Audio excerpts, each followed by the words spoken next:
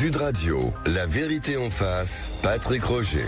Nouvelle révélation dans l'affaire de l'abbé Pierre. Accusé de viol, d'agression sexuelle, certains faits concernent des mineurs sur une période de 50 ans. À peine assise sur ses genoux, il met sa main entre mes jambes. Le Vatican était au courant dès 1955. Le Saint-Siège était au courant. Abbé Pierre, la fabrique d'un saint, donc c'est ce livre qui vient de sortir et qui fait beaucoup de bruit parce que il confirme énormément de choses que il y avait des choses que l'on savait et puis on se doutait d'un certain nombre de points, mais alors là, comme vous l'avez entendu dans ce petit extrait, bah oui, le Vatican et donc une partie aussi de l'Église française était au courant. L'abbé Pierre, la fabrique d'un saint, à la réédition de Laetitia Chérel, bonjour. Bonjour. Et Marie-France Etchegouin, bonjour. Donc c'est une enquête qui a commencé déjà il y a un petit bout de temps. Ça a été pas accéléré, mais en même temps, ce qui est assez essentiel dans ce livre, je le trouve, c'est des documents secrets que vous avez pu consulter donc au Vatican et qui accréditent entre guillemets, le fait que, eh bien oui, le Vatican était au courant. Qui est Marie-France Etchegouin. Oui, tout le livre est basé sur des documents, notamment ceux du Vatican, qui montrent que dès 1955, les comportements sexuels de l'abbé Pierre envers les femmes étaient remontés jusqu'au Vatican. Mmh. Et ça, on s'en est aperçu parce qu'en fait, on a fini au bout de 2 mois par avoir l'autorisation d'aller dans une branche des archives du Vatican, qui sont les archives déclassifiées du pape Pie XII, qui ont été déclassifiées au départ pour faire la transparence sur l'attitude de l'Église pendant la Seconde Guerre mondiale. Et en fait, on a eu l'idée d'aller demander à ces archives du pape Pie XII déclassifiées s'il n'y avait pas un dossier Abbé Pierre. On a mis longtemps à avoir l'accréditation. Quand on nous a donné ce dossier, ce qui est assez drôle, c'est qu'apparemment, ils ne savaient pas ce qu'il y avait dedans, puisqu'ils nous ont dit qu'il n'y avait rien dedans. C'est ça qui est surprenant, quoi. Ouais. Et donc, en fait, en consultant le dossier, il y a une centaine de documents, et là, on s'aperçoit qu'il y a une très grosse partie qui concerne les agissements sexuels de l'abbé Pierre, notamment lors d'un voyage aux États-Unis qu'il a fait quelques temps avant. Donc, ça date de 1955. Et là, c'est écrit noir sur blanc pour la première fois que l'abbé Pierre a embrassé de force des femmes, les a étreintes, a fait des attouchements, qu'elles s'en sont plaintes. Et donc, ça, c'est le début du dossier abbé Pierre, on va dire, au Vatican, qui ensuite contacte carrément son évêque sur place en France, lui demande, et c'est rare, d'ouvrir une procédure judiciaire, c'est dire si le Vatican prend la chose au sérieux. Et là, on va s'apercevoir, parce qu'on a la réponse que lui a faite l'évêque de l'abbé Pierre, qu'en fait, l'évêque français va complètement enterrer l'affaire en disant « bah oui, mais vous savez, c'est une icône, on ne peut pas y toucher ».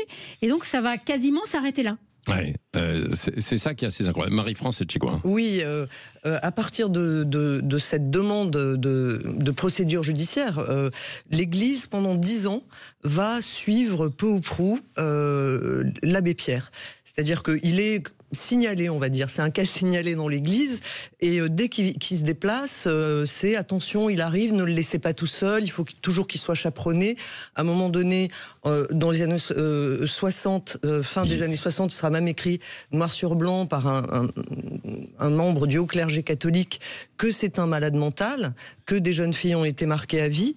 Mais à aucun moment, c'est le seul moment d'ailleurs où il y a un mot sur les victimes. La hantise de l'Église à cette époque-là, c'est le scandale. C'est que le scandale rejaillit sur l'Église, puisque l'abbé Pierre est devenu une icône, aussi une icône dans l'opinion publique, et aussi une sorte de vitrine aimable et charitable pour l'Église. Et nous, c'est ce qui nous a aussi intéressé dans ce livre, c'est le gouffre entre l'image publique de l'abbé Pierre et en fait ce qui se passait dans certains recoins de sa vie, même si évidemment il a fait aussi des grandes choses. Oui, bien sûr. Et résultat, on a refermé en fait tout ça, quoi. Hein, c'est ça qui est assez. Il y a eu une petite période quand même de doute ou pas, parce que je vois effectivement ça a été refermé refermé peut-être pas, mais en tout cas les archives de l'Église de France s'arrêtent en 66. Oui. Et ce qu'on a trouvé dans ce dossier-là du Vatican, il y en a sans doute d'autres en dehors de ces archives.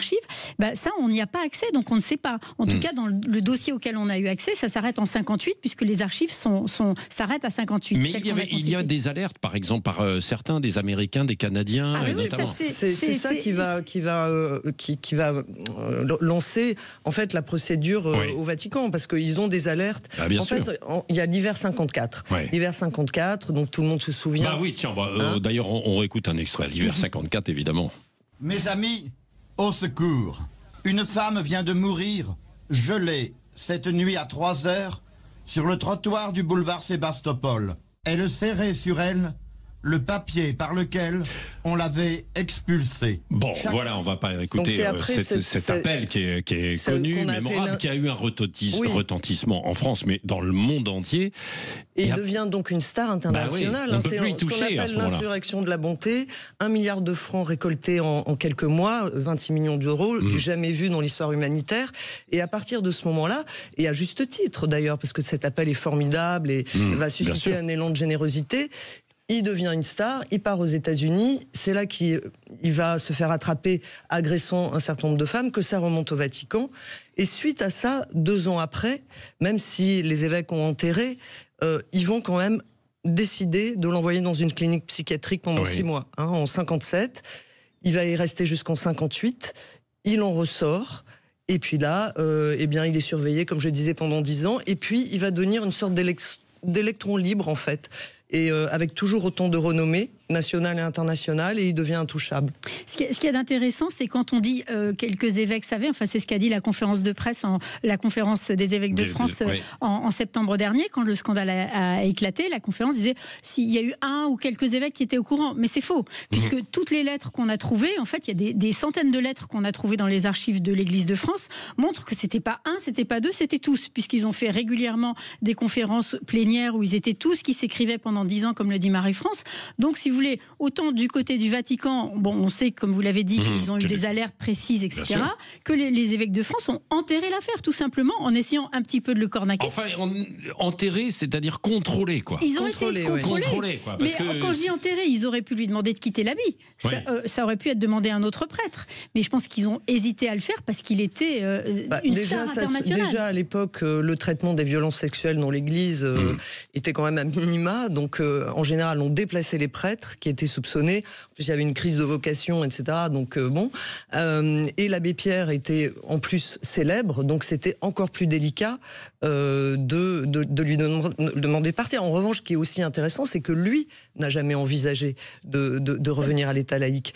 Or, cette contradiction entre, on va dire, cette vie sexuelle intérieure et son statut de prêtre, le tiraille depuis très longtemps. C'est aussi ce qu'on raconte dans ce livre, c'est que dès l'âge il a une sexualité plus que tourmentée, et il va essayer de sublimer tout ça en rentrant au couvent à l'âge de 18 ans, mais à chaque fois, ça va le rattraper. Il va tomber amoureux d'un moine avant d'entrer au couvent. C'est vrai. Au couvent, il était amoureux d'un jeune garçon d'une chorale. Cette passion l'a dévoré pendant 4 ans, et c'est pour ça en partie pour ça, parce qu'il avait aussi la foi, qui va rentrer dans les ordres.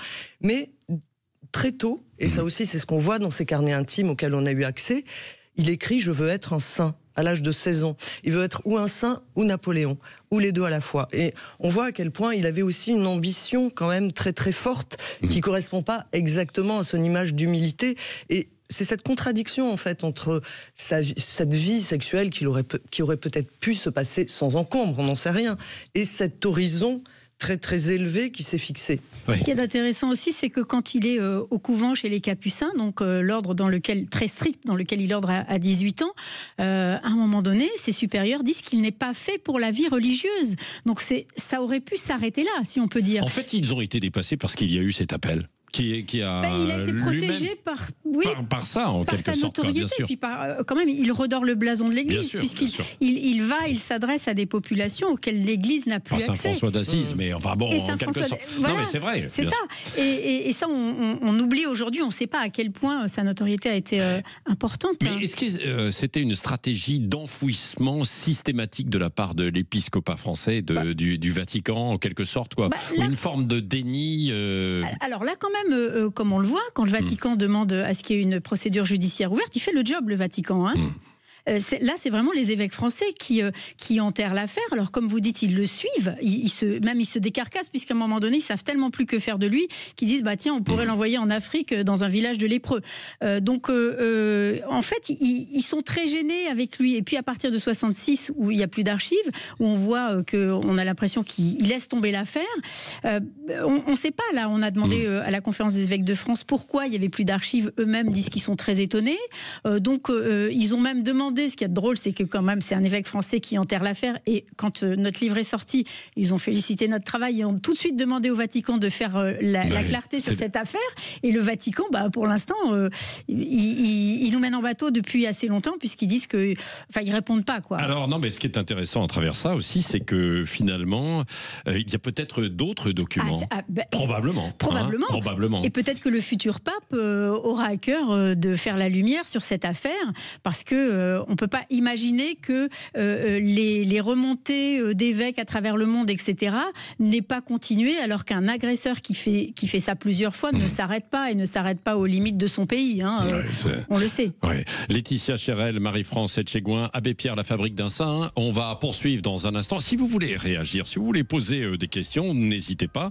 0826 300 300, la vérité en face. Là, elle est bien en face, la vérité. Bien sûr, c'est probablement pas terminé.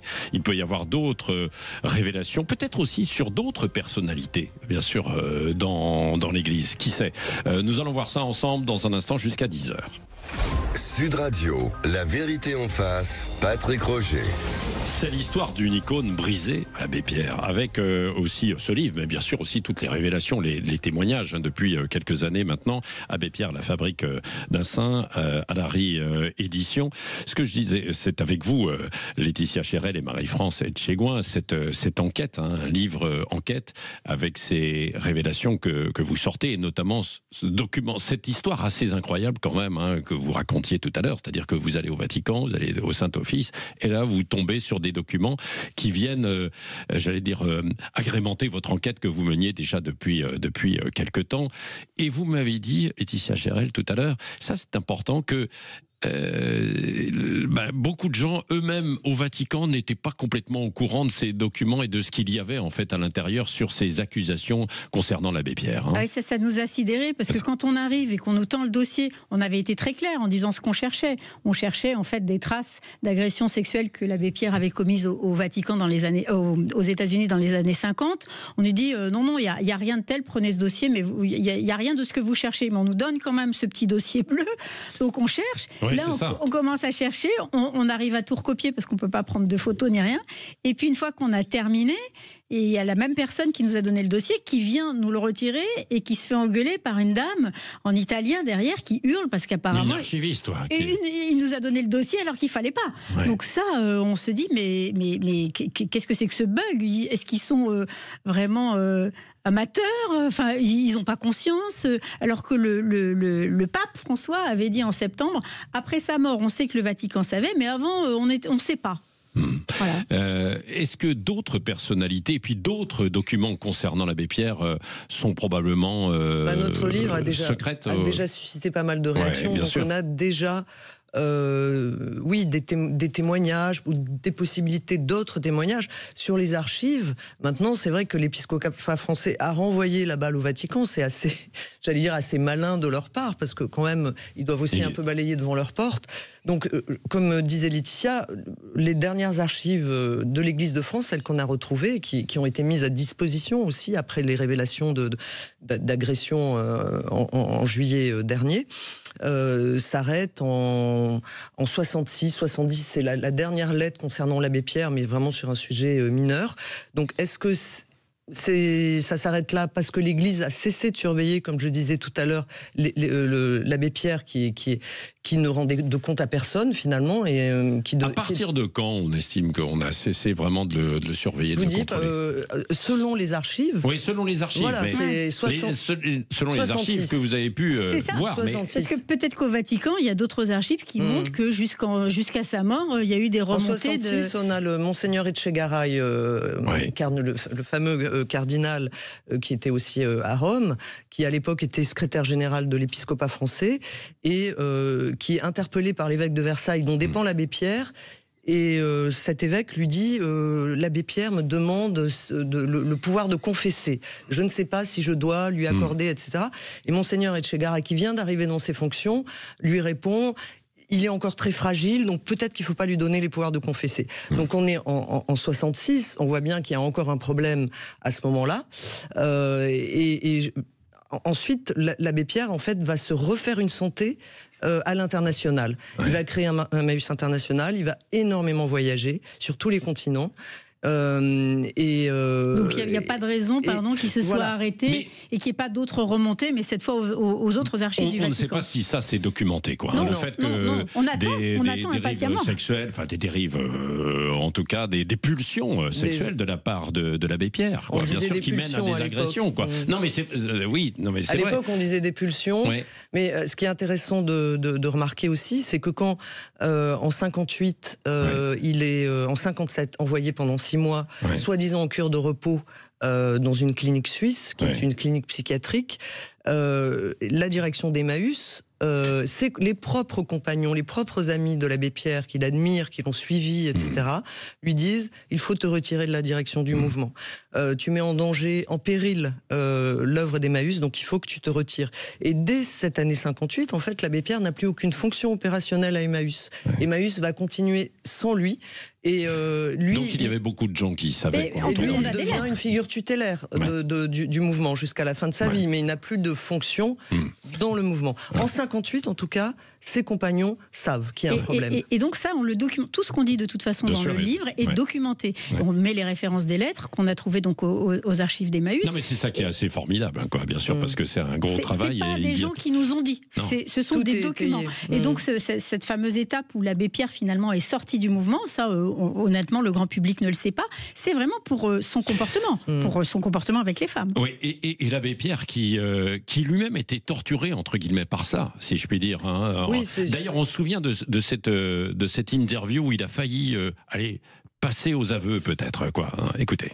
J'ai connu une passion. J'avais, je pense, 14 ans. Voilà, vous êtes pardonné, mon père. Mais, oui.